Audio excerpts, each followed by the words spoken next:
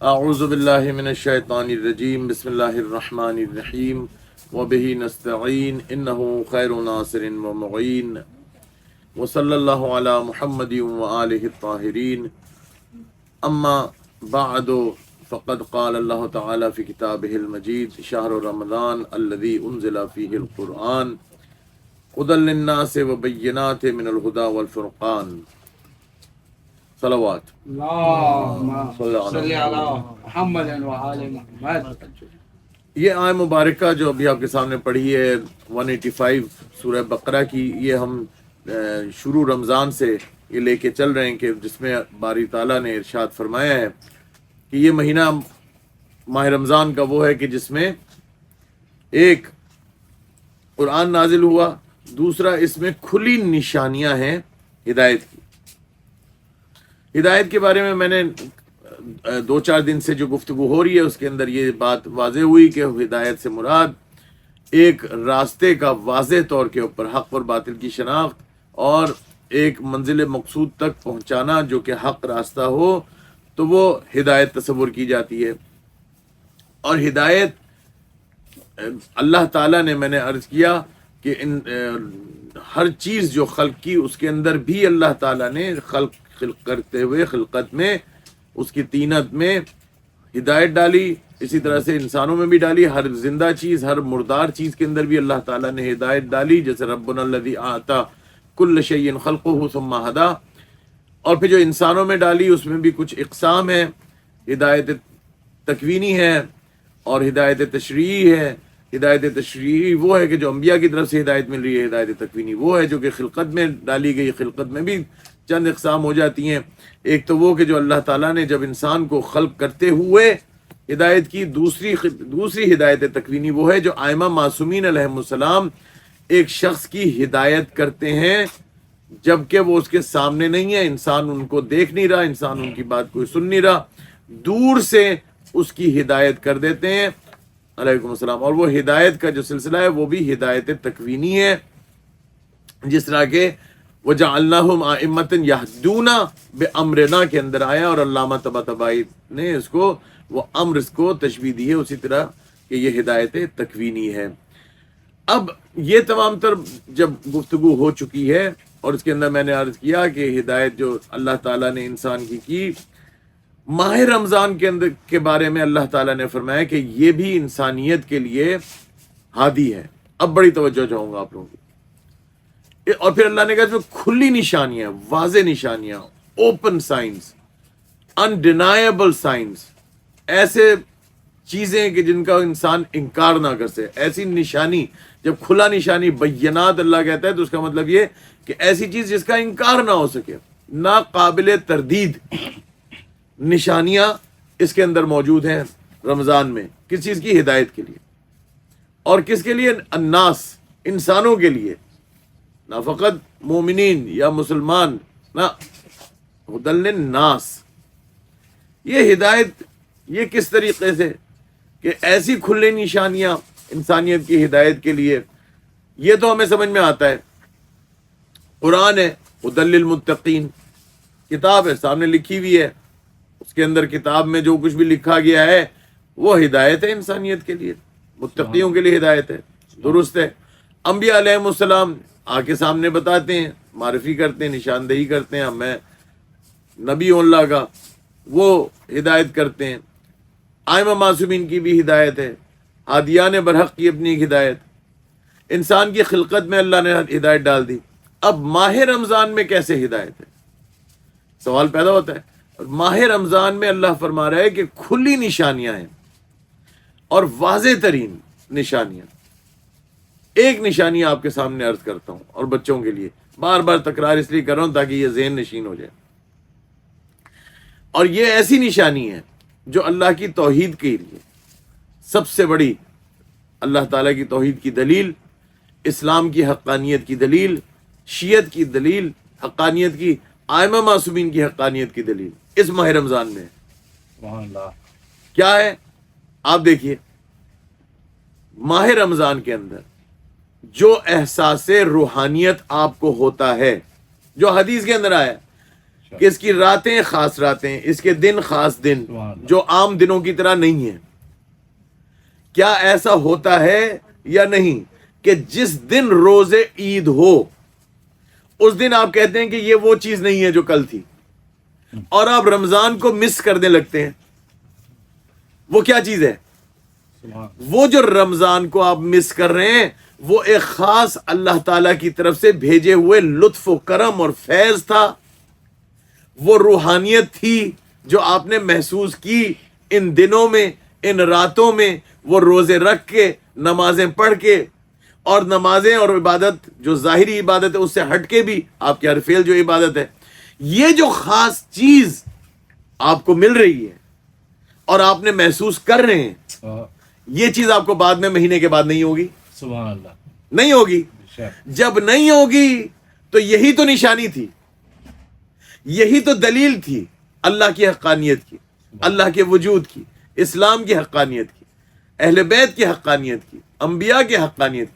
یہ سب سے بڑی دلیل ہے رمضان کی کہ آپ اس سے انکار نہیں کر سکتے۔ ایک واضح چیز آپ نے خود اپنی آنکھوں سے دیکھ لی، اور جب رمضان ختم ہوا تو وہ اس سے زیادہ آپ پر سب سے زیادہ ان دنوں میں جو اگلے دن جو عید کا دن ہے رمضان کے ختم ہونے کے بعد، اور وہ جو ایک دو دن آپ کے آگے شروع ہوتے ہیں، تو آپ کو ایک دم سے احساس ہوتا ہے کہ رمضان کچھ اور تھا، یہ کچھ اور ہے۔ یہ جو کچھ اور تھا وہ کیا تھا؟ وہ اللہ کی نشانی تھی، وہ اللہ کی طرف سے ہدایت تھی، جو ایک خاص ان اللہ یہدی من یشاء، اللہ کہتا ہے میں جس کی چاہے ہدایت کروں، اللہ کی مرضی ہے جس کی چاہے ہدایت کرے، ہدایت اس کے لیے جو ہدایت پانا چاہتا ہے۔ کتنی بار ہم سن چکے ہیں، ایک شخص ہدایت پانا ہی نہیں چاہتا تو اللہ اس کی ہدایت نہیں کرتا، اہل بیت علیہ السلام بھی نہیں کریں گے، لا اکراہ فی الدین، دین میں جبر تھوڑی ہے۔ کوئی ایک شخص ایک نماز کی طرف آنا ہی نہیں چاہتا، ہم طالبان تھوڑی ڈنڈا لے کے اس کے پیچھے پڑیں گے، بھائی آپ نے نماز کیوں نہیں پڑھی، آپ نے روزہ کیوں نہیں رکھا، اس کی مرضی ہے۔ تو اسی طرح دین بھی کے اصول بھی یہی ہیں، یہ اللہ کے بتائے ہوئے اصول ہیں، اللہ بھی کسی پر زبردستی نہیں کرتا۔ جب زبردستی نہیں کرتا یہ تو بات ہو گئی، لیکن رمضان بعض چیزیں کیا ہیں، بڑی بڑی مزیدار چیز آپ کو ذرا بتانا چاہ رہا ہوں، پتہ نہیں ٹائم ہے بھی کہ نہیں، کتنا ہے؟ 36 ہے نا، 5 منٹ ہے۔ ہدایت اللہ نے بہت ساری چیزوں کے اندر رکھی ہیں، بعض دفعہ جو تمام مخلوقات ہیں اس میں رکھ دی، کتاب میں رکھ دی اللہ نے، معصومین علیہ السلام، ہادی برحق، سارا کچھ۔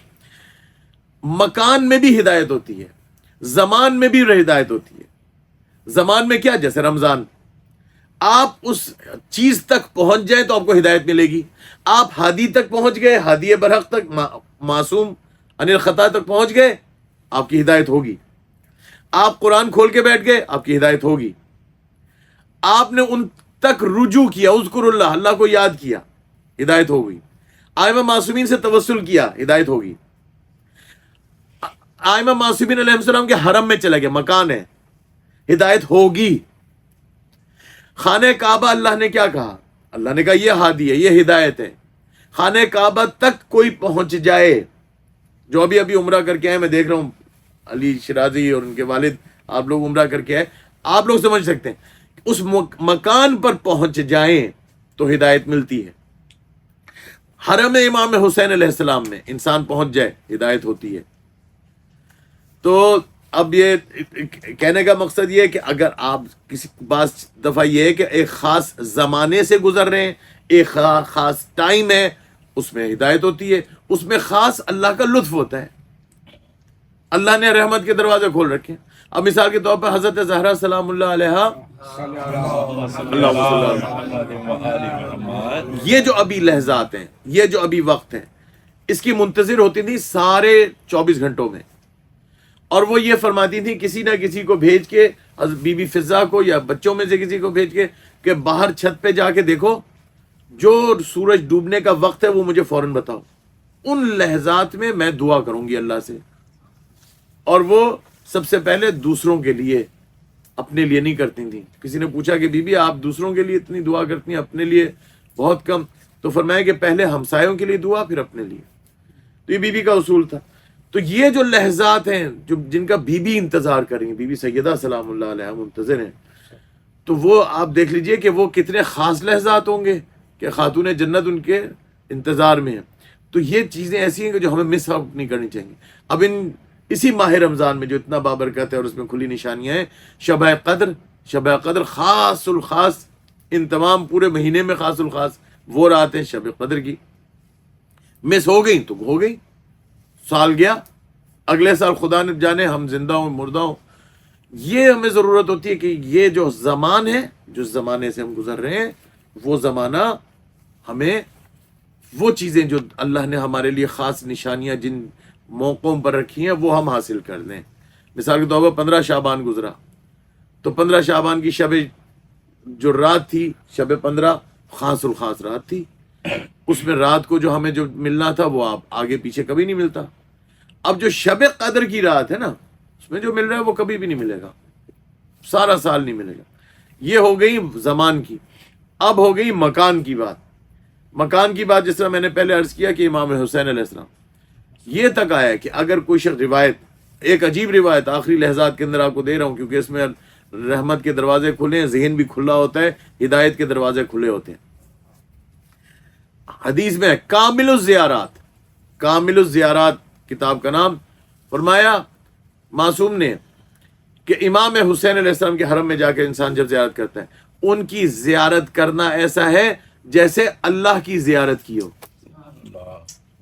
امام حسین کی زیارت یعنی ایسے جیسے اللہ کی زیارت. کیا مطلب؟ یہ بات ذرا ذہن کھول کے سمجھنے کی والی بات ہے. اللہ اور امام حسین جدا ہیں، اس میں کوئی سمجھانے کی بات نہیں ہے. اس میں کیا مطلب ہے؟ اس کا مطلب یہ ہے کہ جب آپ امام حسین علیہ السلام کی زیارت کر رہے ہوتے ہیں تو جو حجاب ہوتا ہے خالق اور مخلوق کے درمیان میں وہ ہٹ جاتا ہے. اللہ تعالیٰ کھل کے اپنی تجلی کر رہا ہوتا ہے انسان پر.